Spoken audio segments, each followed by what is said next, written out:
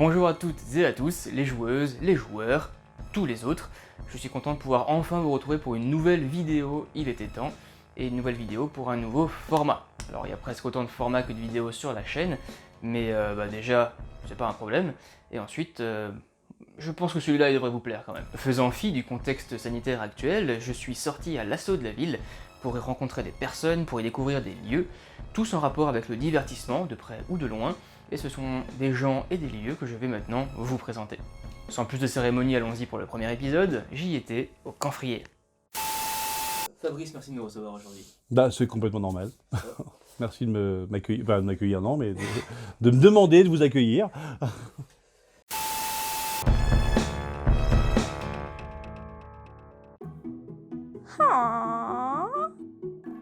Alors, le Camphrier au départ c'est un arbre, mais sur Strasbourg c'est une librairie sur le Japon. Quand je dis sur le Japon, c'est vraiment pour bien montrer que c'est pas une librairie uniquement sur le manga, même si 90% de ce qui s'y trouve est très mangaisé, mais c'est une librairie sur la culture japonaise. Alors c'est marrant parce que c'est une question qui est récurrente, parce qu'on a souvent des stagiaires à la librairie et à chaque fois c'est la grande question de comment vous faites votre choix. Alors en fait c'est simple, on choisit pas, on prend tout. Donc comme ça, le seul choix qu'on fait c'est la quantité des choses. C'est-à-dire que à partir du moment où ça vient du Japon, où ça parle du Japon, où c'est fait par un japonais, ou si c'est juste le Japon est évoqué, a priori ça nous intéresse et on veut le présenter dans la librairie. Après, suivant ce que c'est, on en prend un ou on en prend 300 quoi. C'est ça le choix qui est fait. Alors on est de moins en moins autre chose qu'une librairie, parce que les livres prennent de plus en plus de place. J'ai rien que pour parler de manga par exemple, le mois d'avril là 2021, on est sur 230 nouveautés. Donc fatalement, quand tu as 230 nouveautés à déjà placer quelque part, et que tu as comme politique de tout garder, et pas juste de faire un choix justement, de dire on va prendre les 4 qui marchent et puis basta, en fait les livres prennent de plus en plus de place et ont foutu dehors les produits dérivés de départ. Parce que les figurines, les t-shirts, les posters, les choses comme ça, c'est compliqué. T'as jamais soit la bonne taille, soit la bonne série, soit le bon visuel. Alors donc on s'est dit, on va aujourd'hui en tout cas se concentrer sur le côté librairie de la structure. Alors on a visité un local hier. Voilà, c'est tout ce que je peux dire. C'est à suivre. Pour l'instant, c'est vraiment à l'étape de réflexion parce qu'on se rend compte des limites du local qu'on a. Par contre, je me méfie aussi beaucoup des déménagements pour avoir déjà déménagé des structures à une autre époque et que c'était pas obligatoirement une réussite. Donc, on veut rester une petite structure quand même. Alors, paradoxalement, nous, ça va plutôt bien. L'État a plutôt protégé les librairies. Nos clients nous ont plutôt protégés, dans le sens où ils ont pas reporté leurs achats sur Internet en puissance. Il y a sûrement eu des achats, mais non, là où paradoxalement chez nous en ce moment ça va bien, c'est parce que si on prend la globalité du secteur de la culture, il y a un peu que les librairies ouvertes. Donc fatalement, le budget culture des gens, il n'est pas éparpillé dans beaucoup d'endroits. Donc fatalement, aujourd'hui, t'as plus besoin de dépenser d'argent pour aller voir un concert, pour aller voir une pièce de théâtre, pour aller au cinéma. Donc ton budget culture, tu le mets soit dans la librairie, soit dans la bouffe.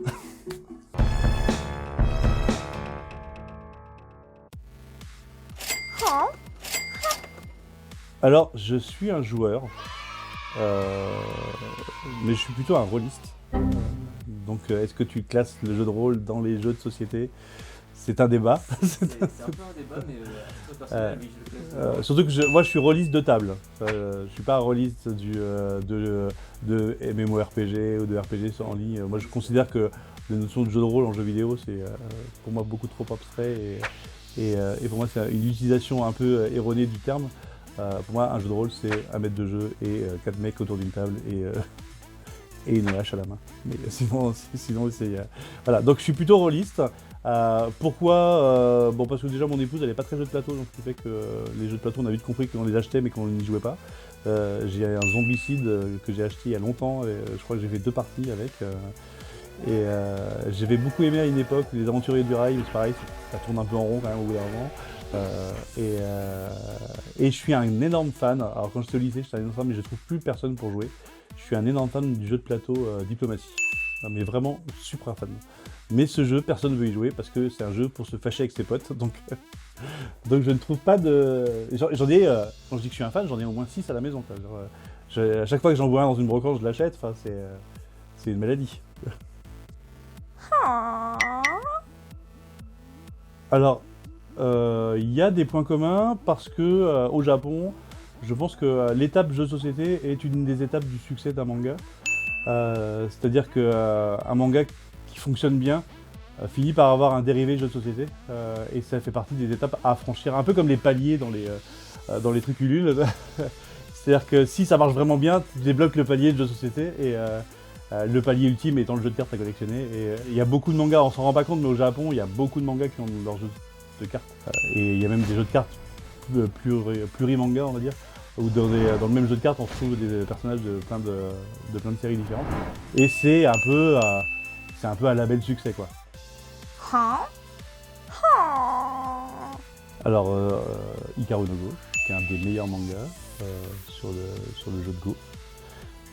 Il y en a un sur le shogi, mais je sais plus comment il s'appelle, qui est un jeu d'espèce d'échecs chinois. Il y a Yu-Gi-Oh évidemment, même si ça a dérivé sur le jeu de cartes, mais dans un premier temps Yu-Gi-Oh était le maître des jeux, donc il était capable d'être super balèze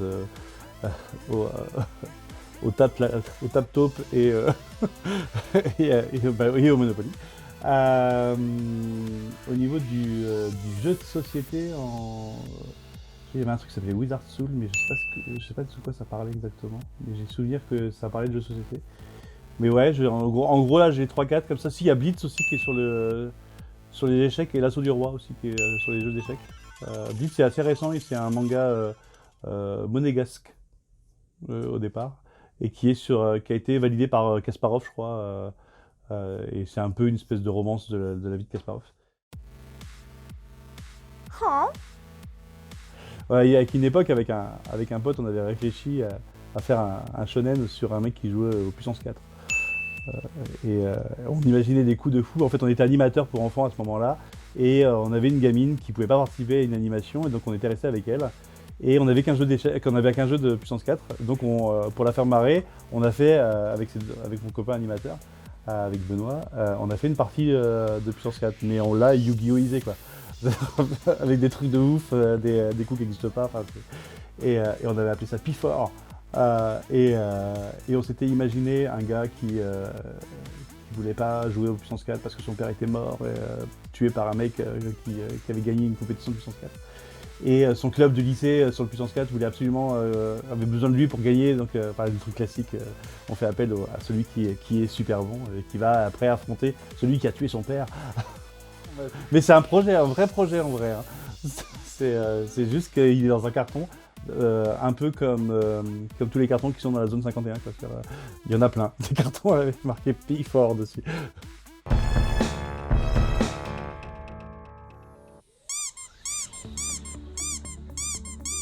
Alors Kakemono, c'est mon association qui date d'avant même la création de ma librairie.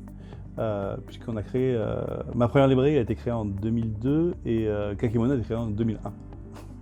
C'est très proche, mais... Et Kakemono, c'est une association qui a pour but, en fait, qui a deux buts vraiment dans ses statuts, qui a la promotion de la culture asiatique, essentiellement japonaise, voilà. Et deux, qui est vraiment dans les statuts, qui est de mettre en avant les gens qui font des trucs. C'est-à-dire des gens qui dessinent, qui sont passionnés. C'est pour ça que dans notre salon Japan Addict Z, par exemple, sur les 180 stands, il y a bien 80 faciles, voire même 110 stands d'amateurs. Et c'est pas que des gros stands pro avec des milliards de DVD, de goodies, de sabres et de machin. Il y a aussi un gars qui a fait son petit jeu vidéo, un gars qui a fait son petit manga, un gars qui fait du dessin et qui veut montrer, Et ça, c'est vraiment quelque chose auquel on tient, parce que on trouve qu'il y a plein de talents partout. Et souvent, se montrer, c'est ce qui est le plus difficile. Parce que tes potes, ils disent tous que c'est génial ce que tu fais. Hein. Genre, ta mère, ça dit que c'est extraordinaire, que tu dis que mon fils, il dessine trop bien. Alors que c'est très moche, en fait, en vrai. Mais quand tu te confrontes d'un seul coup à un public, là, il y a des gens qui sont sans concession. Et Dieu sait que dans les salons, un peu à l'instar du net, c'est sans concession. Je veux dire, un gars, il va faire ah, c'est de la merde ton truc. Ou alors tu pourrais pas dessiner un One Piece plutôt. Et par contre, il y a des talents. Je veux dire, il y a quelques années, les DNA s'étaient approchés de moi pour faire un manga. Donc on avait créé, on a fait un manga avec les DNA qui s'appelle Mickey des Cigognes en 2007. Et quand ils m'ont appelé pour faire ça, je leur ai dit ouais d'accord, mais moi je sais pas dessiner en vrai. Moi je vais vous faire un scénar si vous voulez. Et je me suis rappelé que dans mes exposants, il y avait des dessinateurs. Et donc j'ai contacté des exposants en disant voilà j'ai un projet, est-ce que voilà et ils ont dit banco et d'ailleurs cet exposant qui au départ était amateur, il faisait un fanzine en 2007 il était rentré dans une école pour faire de l'animation, du dessin animé en fait au Luxembourg. Et il était en BTS à l'époque.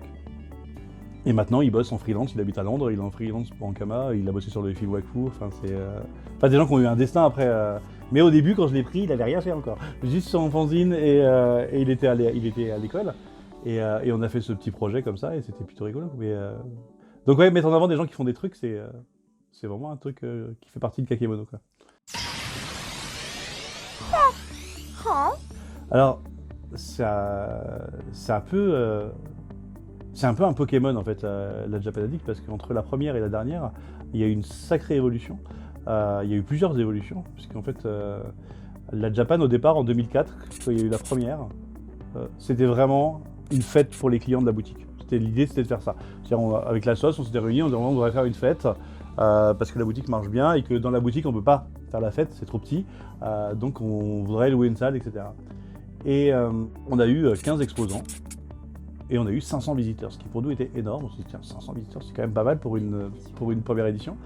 Et là, aujourd'hui, on est maintenant... Et ça, c'était salle de la Bourse, enfin, c'est une petite salle, quoi. Et qu'on n'a plus le droit de louer tellement qu'il y a trop de monde maintenant. Et aujourd'hui, on est au Zénith de Strasbourg, ce qui est quand même une sacrée évolution. Bon, il s'est passé quelques années, hein, on a dépassé les 15 ans. Et maintenant, on est au Zénith de Strasbourg, et c'est petit. Et c'est trop petit, en vrai. Je veux dire, on va y rester, on va adapter, mais honnêtement, on se casse le crâne pour mettre tous les trucs, pour savoir comment on va mettre. C'est un Tetris, hein, et il y a 12 000 visiteurs à l'édition et 180 exposants. Quand même. C'est un pied total d'organiser ça en fait, et de générer des sourires chez les gens et de créer des espaces où les gens peuvent s'exprimer. Là, en ce moment, quand on annule un salon, on a de la peine pour les exposants qui eux vivent que de ça, quoi. Donc c'est une décision qui est difficile d'annuler un salon. Mais la Japan, ouais, c'est un truc plutôt fun qui a bien évolué et qui, j'espère, encore fait plaisir à plein de gens, quoi.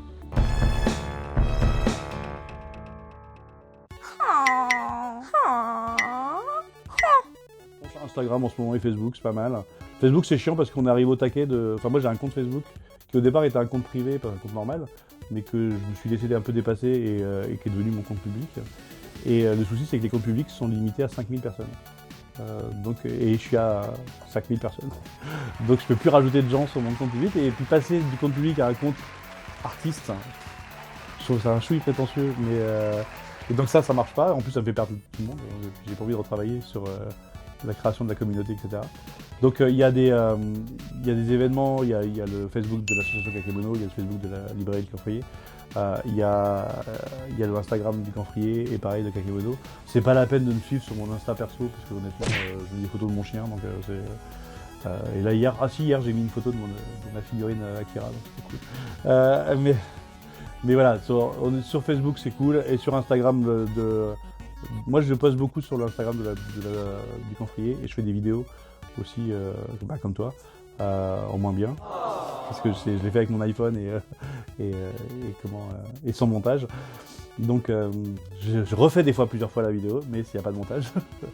et je fais des vidéos pour expliquer des sorties, pour raconter des trucs sur des mangas, mais des vidéos assez courtes.